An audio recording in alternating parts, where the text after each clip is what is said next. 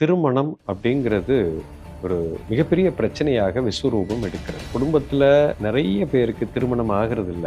இந்த காலத்துல 14, 15 வயசுல ஒரு பெண்ணுக்கு திருமணம் செய்து வைத்து விடுவார்கள். ஆண்களாக இருந்தா 22 வயசு, 20 வயசுல திருமணம் நடந்துரும். இன்னைக்கு 40 வயசு ஆகியும் திருமணம் ஆகாமல் இருக்கிறாங்க.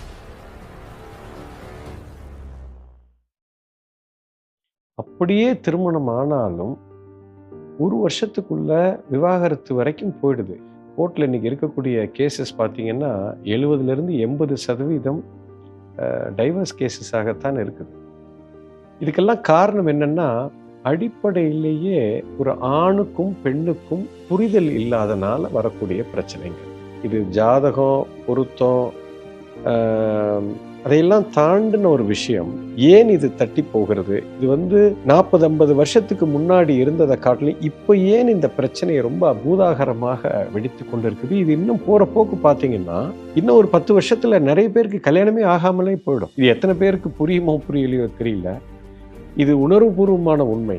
அதாவது ஒரு ஆணுக்குள்ள ஒரு ஆணும் இருக்கிறது, ஒரு பெண்ணும் இருக்குது. அதே மாதிரி ஒரு பெண்ணுக்குள்ள ஒரு ஆணும் இருக்குது, பெண்ணும் இருக்குது. இது முழுமையான ஆண் கிடையாதுங்க. இதுல இடது பக்கம் பெண் சக்தி, வலது பக்கம் ஆண் சக்தி. அர்த்தநாரீஸ்வரர்னு சொல்றோம். நீங்க பார்த்திருப்பீங்க, கேள்விப்பட்டிருப்பீங்க. ஒரு ஆணும் பெண்ணும் சேர்ந்துதான் இது உருவாகி இருக்கிறது. ஒரு பெண்ணாக இருப்பவள் தனக்குள்ள இருக்கிற ஆண் தன்மை ஒரு பெண்ணுக்குள்ள இருக்கும். அந்த தன்மை ஓங்கி இருந்துச்சு.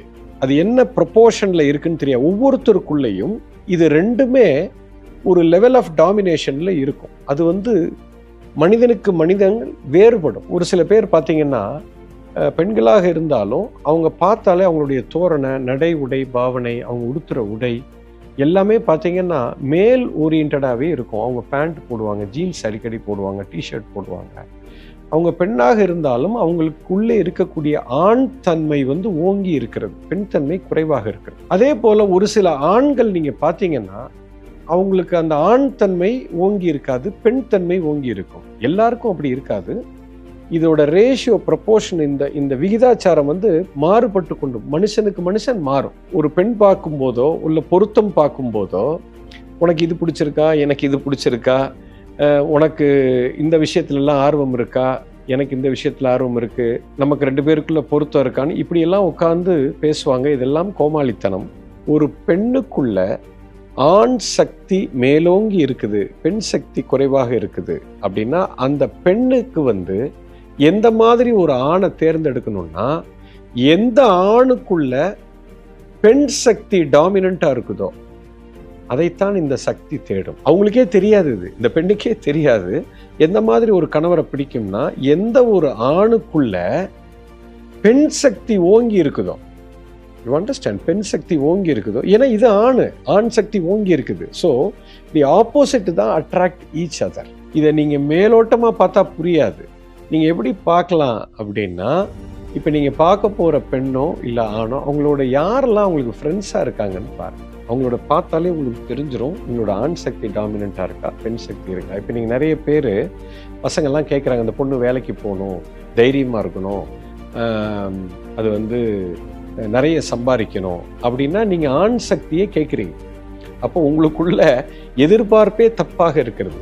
ஃபஸ்ட்டு எதிர்பார்ப்பு வைக்கிறதே தப்பு. You understand. அன்பு மட்டும்தான் ஒரு ஆண் பெண்ணுக்குள்ள வேலை செய்யும். நான் அன்பாக இருக்கும் பொழுது அது தெளிவாக எவ்வளவு பெரிய பிரச்சனையாக இருந்தாலும் இங்கே சமாளிக்கக்கூடிய ஒரு திறன் வந்துவிடும். ஒரு விஷயம் உங்களுக்கு திருமணம் நடக்கவில்லை என்று சொன்னால், ஏன் நடக்கலைன்னா உங்களுக்குள்ள இருக்கிற குவாலிட்டிக்கும் நீங்க செய்யற வேலையும் முரண்பாடாக இருக்கிறது. இது நடந்தா இன்னும் பிரச்சனையில போய் முடியும். அதற்காகத்தான் அது நடக்காம இருக்கிறது. You understand.